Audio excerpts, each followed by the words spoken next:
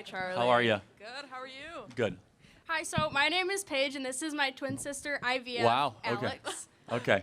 We have two older sisters that are also IVF. Okay. So this is about IVF, of course. So I'm particularly neutral on the topic. I don't want to have like a forced opinion because like my entire family has kind of become a product of IVF. Are you guys surrogacy too, or just IVF? Just IVF. Oh, just Yeah, IVF. just IVF.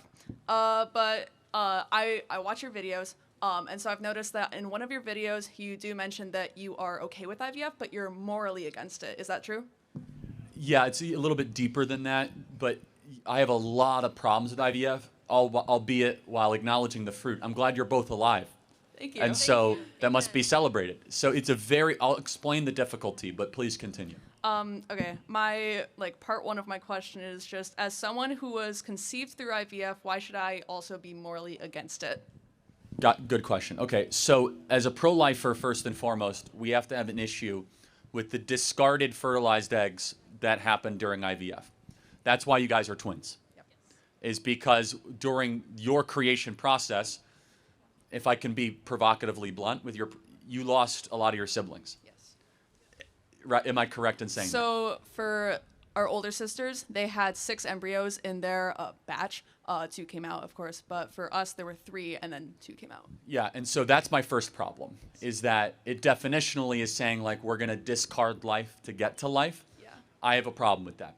So, I do agree, but in a certain way, So in a certain way, those embryos, say they weren't going to become anyways, but at least we were trying because they were going to be raised in a house where we are pro-life and we really wanted to be able to have kids and cherish that. But by taking that loss, they were able to have at least us out of the 3. At least they could have the 1. So it's kind of, I don't know where I'm going with that. I but understand what you're saying. So there's a pro-life way to do IVF, which is only implant the eggs of which the children that you actually want to raise. And so, by the way, you have a lower likelihood of working because in your case, it would be maybe 2 or 3. For example, the way that the IVF doctor will sell it is like, look, here's 6 embryos. You'll be lucky if 1 or 2 implant to the uterine wall. Let's see what happens.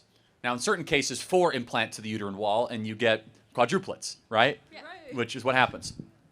I find that to be a little bit creepy, to be honest, that a doctor can kind of call shots on what life is going to live and not live. And I find that to be directly contradictory to my pro-life stances.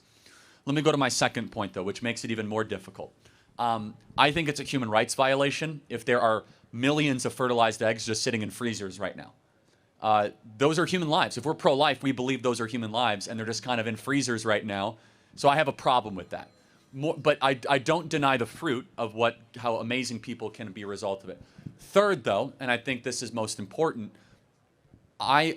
there's a great book called Brave New World by Aldous Huxley, which I encourage everyone to check out.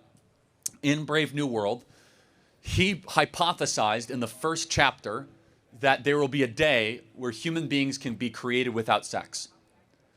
And he he wrote about in very vivid novel form what is wrong with that.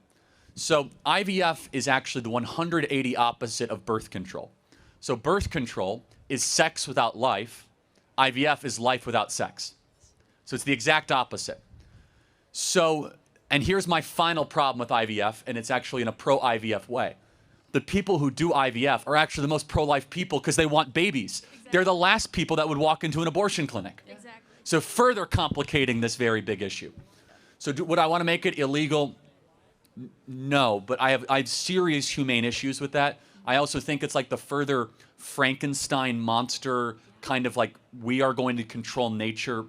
Like we're resurrecting old species of dire wolves, like we're doing gene editing of CRISPR.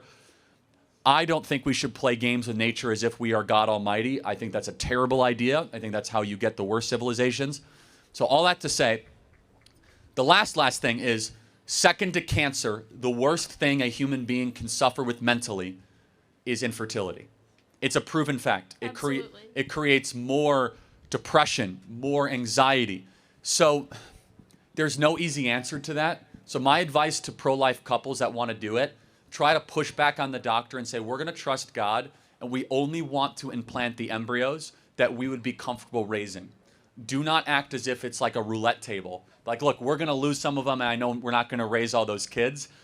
If you fertilize the egg and then it doesn't attach to the wall with the full intent of raising those kids, that's more morally justifiable, other than we're going to throw 6 ones up against the wall and see which ones stick.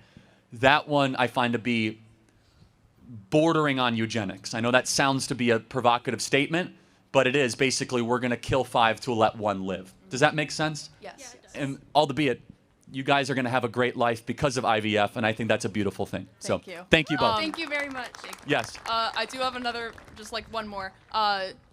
What would it take for you kind of like answered it, but what would it take for you to be like borderline morally okay with IVF? Yeah, If and we are able to. I think I've articulated it. It would largely invalidate the IVF. And what I've just articulated would make the IVF outcomes go down dramatically. Because the reason why IVF outcomes are able to be successful is that each round of IVF, if it does not attach to the uterine wall, the doctor says, well, we did 6, let's do 10. And let's do 15. Let's do 25. Now, that's extreme, but it does happen where they want a baby so badly, they're just going to throw everything they possibly can. So what ends up happening is then they give the mom progesterone, which then basically makes the uterine wall, quote unquote, sticky during her time of ovulation, which then can make the baby then attach to the uterine wall. No easy answer. I think, so last final point. Infertility, I think, is a symptom. It is not in itself a sickness. Infertility, I think, is a symptom of terrible diet, of genetic issues that we're not able to necessarily understand. And in my opinion, I think there are toxins that are poisoning us, that are artificially lowering testosterone rates. And young ladies, I'm going to get so much hate for this. If you never want to deal with infertility, be very careful taking the pill. The pill has a lot more downsides than they will ever tell you. Be very careful. As a man, I know I'm not allowed to say that. There's a lot of downsides to the pill. And am I allowed to say it? Thank you. Yes, you are. Yes, Because sir. the pill will dramatically increase your likelihood of going to an IVF industry clinic. Do you want to know the even more sinister take? If I was just caring about profit, I would try to get a bunch of 14-year-old girls on a birth control pill to addict them as an annuity, have them not want to have kids till their 30s, then they're infertile, then they have to come to me and buy IVF services. That's only if you'd want to make a bunch of money, though. Thank you so much for your time. God Thank bless you you both.